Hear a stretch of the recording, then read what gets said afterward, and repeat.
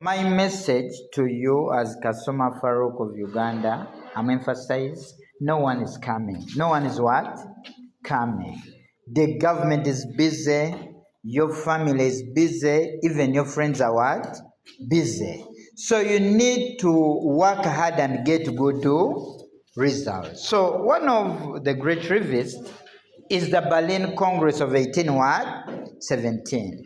So our question, how successful was the 1878 Berlin Congress in solving the problems of Europe? So we are saying the 1878 Berlin Congress was a meeting of powers of Europe held at Berlin in Germany between June and July 1878. It was called by German Chancellor Otto von Bismarck, and it was attended by Premier Benjamin Disraeli of Britain, Count Andras of Austro-Hungary, Gorchakov of Russia, Italy, France, Serbia, Greece, among others, had representatives. But of course, we are saying the Congress of Berlin aimed at promotion of peace and solving issues diplomatically. Bismarck, as a honest broker in politics, in his mission, he wanted to promote peace. He didn't want countries to fight. That's why he came up with the Berlin Congress. After realizing that Austro-Hungary and Russia had conflicts in the Balkans, he called it the Berlin Congress. Now, in our discussion, we need to understand the achievements of the Berlin Congress of 1878. Number one, the Berlin Congress reduced the size of the big Bulgaria, created by the Treaty of San Stefano of March 1878 between Russia and Turkey, which left Britain contented. You remember, in the Treaty of San Stefano, Russia was given great influence in where? In the Balkans. So by this time, the Berlin Congress reduced the size of big what? Big Bulgaria. Big Bulgaria's size had to be reduced, and this reduced the influence of Russia. We are saying by this time, this left Britain contented. Why? Because the major conflict over supremacy in the Balkans was between Britain and Russia, where Britain didn't want Russia to have more influence. In where? In the Balkans. So reducing the size of big Bulgaria, we are saying Britain was what? Contented, because the influence of Russia had to reduce. Another one, it distributed the territories among the great powers. Britain received Cyprus. Austro-Hungary was allowed to administer Bosnia-Herzegovina, and Russia retained Bessarabia. So we are saying by this time, the Congress distributed the territories among the great powers.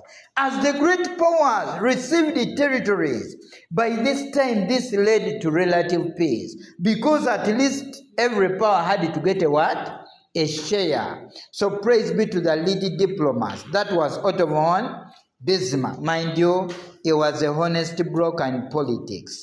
We are saying it prevented the wholesome and the sudden collapse of the Ottoman Empire. Where we are saying at one time the empire was going to collapse because it had so many problems. Now Bismarck called the Berlin Congress. What happened in Berlin, where Bismarck by this time had to convince the Sultan Abdul Hamid, like to stop discriminating and oppressing the non-Muslims. And at least this made some countries that were rising up against the empire to stop, because they were promised by the Sultan that he was going to give them freedom. Another one, the Congress successfully prevented the war between Britain and Russia, since some of their complaints were properly and diplomatically settled.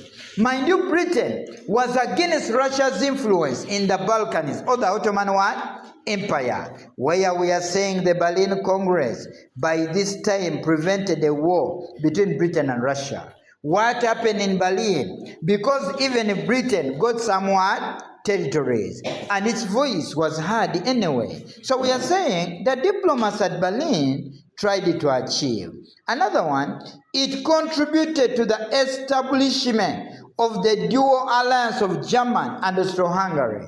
You remember in the Berlin Congress, where we are saying today that Bismarck made Austria happy. I think you know this. Austria was happy. Why? Because Bismarck supported Austria to take over the what? The territories altogether. As Austria got the territories, that Bosnia and Herzegovina, it is this that made Austro-Hungary to cooperate with the Germans, and later they had to form dual what? Alliance. Why did Bismarck need the dual alliance by this time? Because Bismarck lost the friendship of Russia in the Berlin what? Congress of 1878, as he supported Austro-Hungary to take over territory, and he left out Russia. So Bismarck feared that what if Russia cooperates with my enemy today? Yes, and by this time, the enemy was what? France, altogether. And they declare war against what? Against me. Now what happened?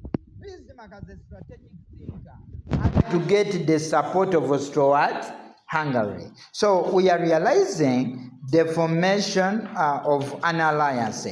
Then it is secured the promises of reform and improved the governance from Sultan Abdulhamid II of Turkey. We believe by this time that Sultan Abdulhamid II of Turkey promised to make what? Reforms, the changes. I can tell you the Sultan was oppressing the non-Muslims, but he promised to change. I can say, we cannot say that he fulfilled all, but at least he did what? He promised. He gave them a hope for another day. Another one, it enforced the principle of nationality and granted complete independence to Serbia, Montenegro, Romania, and Bulgaria.